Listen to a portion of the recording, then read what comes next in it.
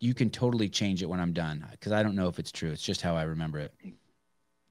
I was working at CrossFit, and the CEO at the time and Bruce Edwards, the operations officer, I found out that they were going to visit you. And this is around 2017 or 18. They were going to visit you in Pleasanton, California, where your gym was at the time, and they were going to drive up the Pleasant Hill. That's the only thing I'll tell you. Pleasant Hill, California at the time. Yeah. And they were driving up there. And basically, before they went up there, they thought that you were going to tell them you had some investment opportunities, that it was some business idea you were going to present to them, something really big.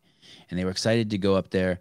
And this was right at the exact same time that Greg had changed and this is prior to me doing the CrossFit podcast. Greg had started or maybe I was doing the podcast.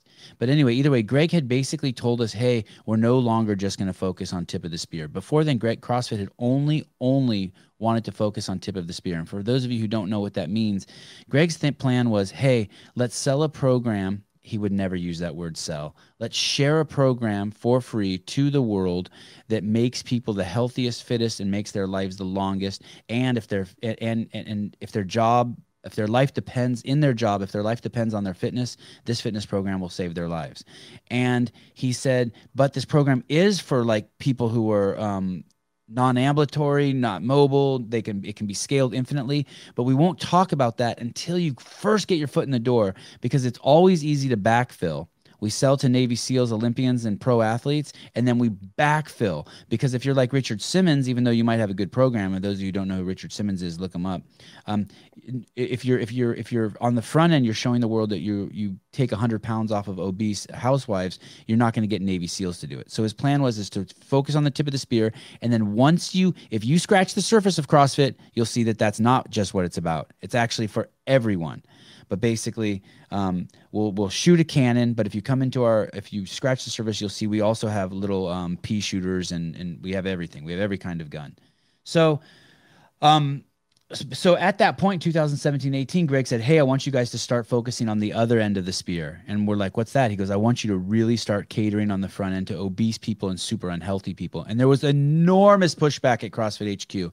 I mean, everybody, the dipshit CEO we had, the great Dave Castro, Nicole Carroll, myself, everyone, all the way down, all the executives were pushing back. This is crazy. We're going to destroy the brand. We're going to destroy the brand value. Greg wanted us to put people who are 100 pounds overweight, overhead squatting on the front end.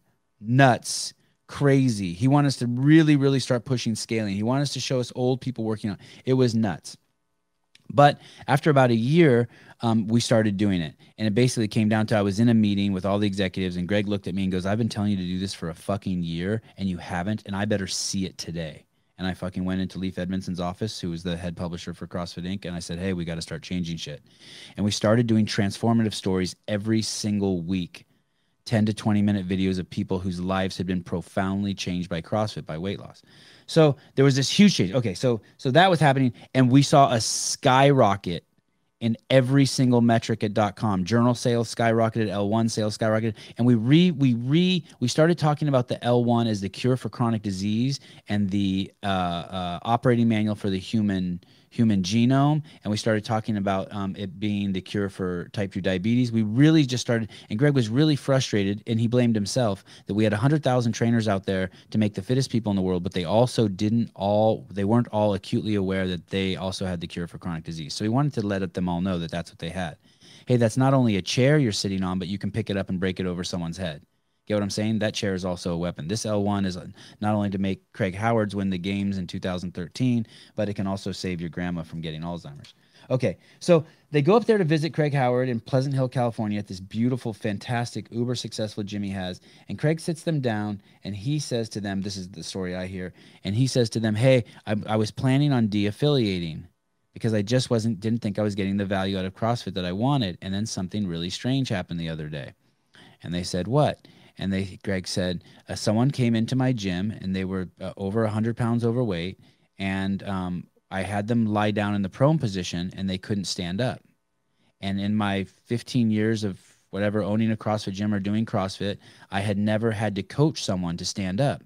And I believe that it was the media that you guys are making that made this person feel comfortable to come to my gym. And I really appreciate that, and the new look on clientele, and basically the new purpose in life you're giving us by letting us now help really sick people. So the CEO and Bruce came back, and I don't know if they were disappointed that that Craig wasn't sharing them a $500 million idea that they thought he was going to share, and he was just saying he wasn't going to de-affiliate. But I was profoundly touched by that. Is that story true? Yes. Most of the elements of that story are true. There's just some minor details related to it that differ. We had considered, along with affiliates, de-affiliating. The reason being that we weren't the brand had become Diablo that had become so well known in our area that we didn't necessarily need to have our align with the CrossFit brand. And that's what. Say that again. Say that one more time. Say that one more time. So we had established ourselves so well in our area, our geographic area, that we didn't need to rely on or be associated necessarily with the CrossFit brand in order to be successful. Okay. And the CrossFit brand represents an entity that we couldn't necessarily control, that could affect our brand, our day-to-day business with, at any moment, negatively or positively. And we had the opportunity to, we considered, how do we manage that? Do we remove ourselves from the CrossFit brand? That we don't have to worry about that variable, or do we continue to align with it? And especially with the change in the marketing direction that CrossFit was taking. But we, in the other part of, we were doing these transformations. They became very popular in terms of helping people or helping affiliates grow their business transformations. And a lot of affiliates were doing it. As a matter of fact, Tommy Hackenbrook was the one who reached out to me. So you're saying when we started doing it at CrossFit, you had already started doing that. So it was more like we were finally aligning with some of the leading affiliates, as opposed to, okay, that's good for me to hear, because this whole time I thought it was just all us leading the way. That's awesome. So basically we had watched what you guys were doing and saw the value of it and jumped on board, is another way to say it. Yeah, is another way to say it. I think that we just kind of mutually arrived at the same conclusion. Yeah, I'm okay. I'm okay with either way. I'm a very, very humble, arrogant man. What Tommy and his team found out is that you can market the transformation methodology and drive a lot of people to your business. And what was amazing was the life stories, and it was 80% women that were coming. And we had to interview them, and then which is weird, because it's usually 80% men who are coming, and it's the women who are complaining. Oh, that's what was cool. That was a great joke, you guys. Even though Craig's pretending he didn't get it, that was a great joke. They came in, they'd sit down in these interviews to see if they qualified, and they'd try to sell you on why they wanted it, why they did this program. And that was almost uncomfortable for us at first. But the stories that we would hear, I personally did, I literally probably 300, 400 of those interviews over a 2-year period of time, was that they felt uncomfortable in gyms. They didn't have the time because they were taking care of others, their children, spouses. They didn't come because their friends and their spouses and their family made them feel uncomfortable, or for being selfish for going to the gym. These stories that you heard, like, I cried in several of these meetings. And it was amazing to have them and then be a part of other people, be a part of a group of similar people in a similar situation. So that woman that you were referring to, that Jeff Kane talked about, weighed probably 400 pounds, and she was Samoan descent, super kind woman. And she, with the part of the introductory processes, we have them all sit on the floor, and we sit with them and we talk about the program. This is the first class. Talk about the program that we're going to do, how we're going to work out, what we think about nutrition, all of those things. When we went to sit down, she leaned in I can't sit down because if I sit down on the floor, I won't be up. And I was like, no, don't worry. You know, my coach is here. You know, everything will be fine. And I go, if you want to sit in a chair, it's fine. She goes, no, I'll try. So she sat out on the floor. We talked, and then I said, okay, let's get up. We're going to move into the other up. And she looked, and she had this panic look, and I literally started sweating. I'm like, okay, oh crap. And so I said, here, let me give you a hand. And I put my hand out to grab her, and I went to pull.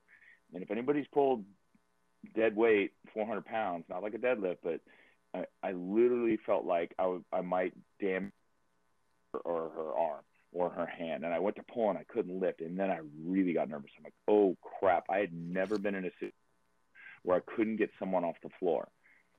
Someone very, very heavy. My coach, thank goodness, Kyle Zozaya, at the time, stepped in and said, hey, can you turn over on your side? And she goes, yeah, I turn over on her side. He goes, can you get on all fours? Yes, she got on all fours. And then she pushed herself up onto her knees.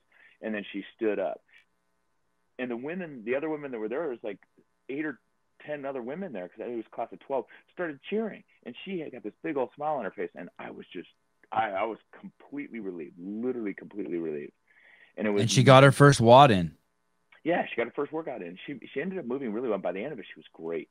And so that to me was just a kind of a revolutionary moment in my thinking that, man, we've got work to do. And you know, how functional is getting up off the floor? Can I ask you a question that's off topic a little bit? Sure.